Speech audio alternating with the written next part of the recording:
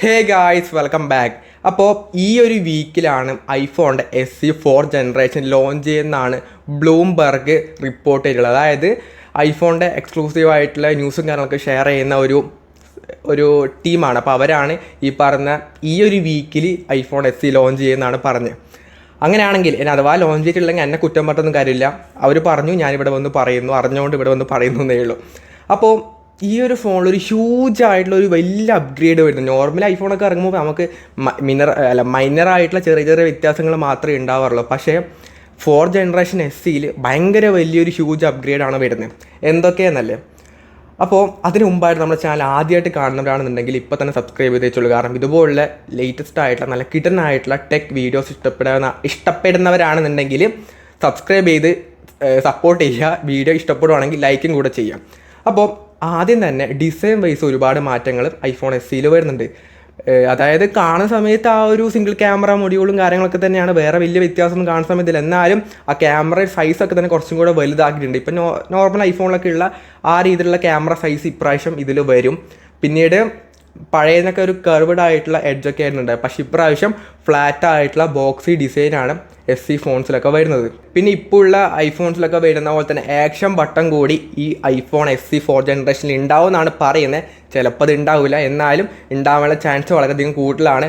അതുപോലെ തന്നെ ഫ്രണ്ടിലും ഒരുപാട് മാറ്റങ്ങളുണ്ട്. പഴയ 2022 ഇറങ്ങിയ 3rd ജനറേഷൻ SEയുടെ ഡിസൈൻ എന്നൊക്കെ അതിൽ ഫ്രണ്ട് എന്നൊക്കെ നോക്കുന്ന സമയത്ത് ആ ഒരു ടച്ച് ഐഡിയും കാര്യങ്ങളൊക്കെയാണുള്ളത്. വലിയ തടിയുള്ള 2 ബസ്സിൽ താഴെയും മേലും സൈഡിലും വലിയ ബസ്സിലൊക്കെ ആയിരുന്നു ഉണ്ടായത്.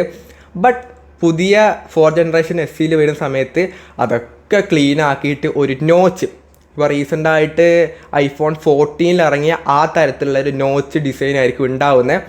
എക്സാക്ട്ലി ആ ഒരു ഡിസ്പ്ലേ തന്നെയാണ്. 6.1 ഇഞ്ചിൻ്റെ OLED ഡിസ്പ്ലേ ആണ് ഇപ്രാവശ്യം വരുന്നത്. പഴയലൊക്കെ LCD ഡിസ്പ്ലേ ആണ് ഉണ്ടായത്. അപ്പോൾ അതൊക്കെ ഇപ്രാവശ്യം കൂടെ ഇറക്കി കഴിഞ്ഞാൽ ആൾക്കാർ എന്തായാലും തള്ളക്കൊക്കെ വിളിക്കും. കാരണം 2025 ഇനി ആ തരത്തിലുള്ളൊരു ഫോണൊക്കെ ഇറക്കി കഴിഞ്ഞാൽ ആരും വാങ്ങാൻ വേണ്ടി പോകുന്നില്ല. അതുകൊണ്ട് തന്നെ ഇത് അത്യാവശ്യം കുഴപ്പമില്ല. ഡൈനാമിക് ഐലൻഡും നമുക്ക് എക്സ്പെക്റ്റ് ചെയ്യേണ്ട ഒരു ആവശ്യമില്ല. എന്തായാലും ആപ്പിൾ തരില്ല. അപ്പം നോച്ച് ഡിസൈൻ തന്നെ വലിയൊരു കാര്യം. അപ്പം നോച്ച് ഡിസൈൻ ആയിരിക്കും SE4 ജനറേഷൻ ഉണ്ടാവുന്നത്. പിന്നെ ലൈറ്റ്നിങ് പോർട്ടൊക്കെ ഒഴിവാക്കിയിട്ട് നല്ല ഡീസൻ്റ് ആയിട്ട് Type-C പോർട്ട് കൊടുത്തിട്ടുണ്ട്. അല്ലെങ്കിൽ യൂറോപ്യൻ കൺട്രീസിലൊന്നും ഈ ഒരു ഫോൺ ഇറക്കാൻ വേണ്ടി പറ്റൂല. അതുകൊണ്ട് മാത്രമാണ് ലൈറ്റ്നിങ് പോർട്ട് ഒഴിവാക്കിയത്. അല്ലെങ്കിൽ ഇവന്മാർ ഇപ്പോഴും ലൈറ്റ്നിങ് പോർട്ടും വെച്ചുകൊണ്ടായിരിക്കും ഫോൺ ഇറക്കുന്നത്. സോ അങ്ങനെയുള്ളൊരു അപ്ഗ്രേഡ്. അല്ലെങ്കിൽ ഇപ്പോൾ എല്ലാ ഐഫോണുകളിലും Type-C പോർട്ടായി, ഇതും കൂടെ ഇറങ്ങിക്കഴിഞ്ഞാൽ. അപ്പോൾ Type-C പോർട്ട് കൂടെ വരുന്നുണ്ട്.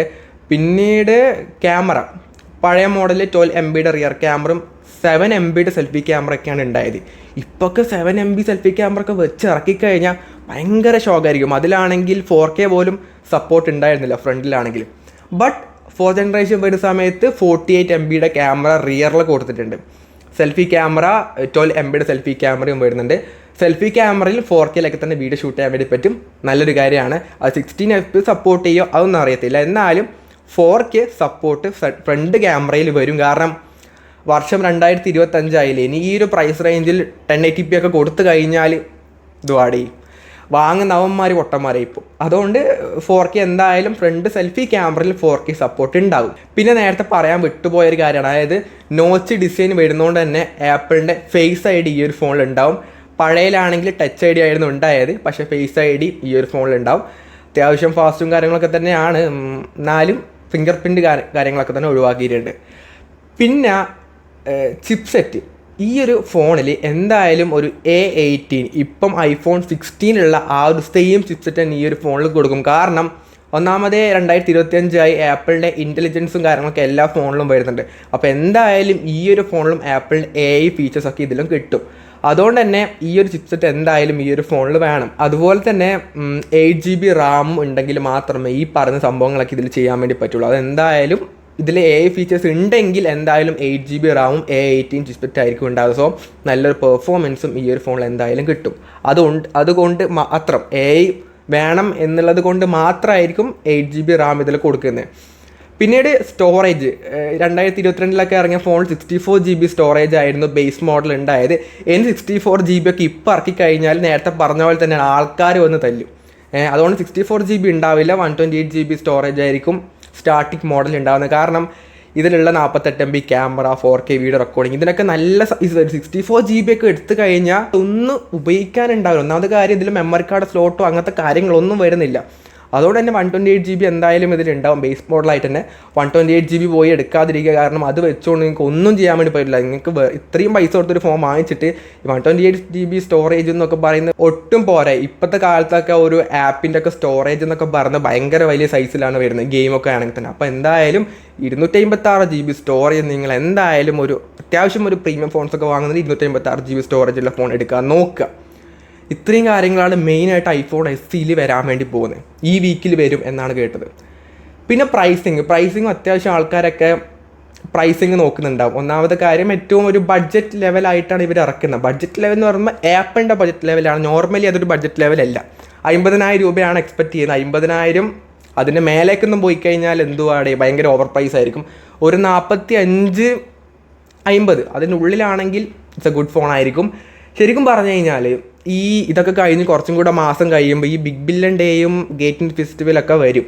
ആ സമയത്ത് ഇപ്പോൾ ഉള്ള 16 അല്ല, iPhone 15 ഒരു 50,000 രൂപക്കൊക്കെ കിട്ടും. 50,000 രൂപയ്ക്ക് താഴെയൊക്കെ ഫോൺ കിട്ടും. അപ്പം നിങ്ങൾ അത് വാങ്ങിക്കുന്നതല്ലേ കുറച്ചും കൂടെ ബെറ്റർ. ഇതിനും കാട്ടി എത്രയോ ബെറ്റർ ആയിട്ടുള്ള കാര്യങ്ങൾ അതിൽ കിട്ടുന്നുണ്ട്. നോക്കാം, നമുക്ക് ഈ ഫോൺ ആദ്യം ഇറങ്ങിയിട്ട് നമുക്ക് ഇതിൻ്റെ പ്രൈസും കാര്യങ്ങളൊക്കെ നോക്കിയിട്ട് മാത്രം നോക്കുക. അപ്പോൾ എടുത്ത് ചാടിയിട്ട് നിങ്ങളുടെ ഫോൺസ് ഒന്നും വാങ്ങാതിരിക്കുക. പുതുതായിട്ട് നിങ്ങൾ ലേറ്റസ്റ്റ് ഫോൺ വേണം എന്നുണ്ടെങ്കിൽ പോയി എടുത്തോ, എന്നല്ലാതെ കാണാനൊക്കെ കൊള്ളാം.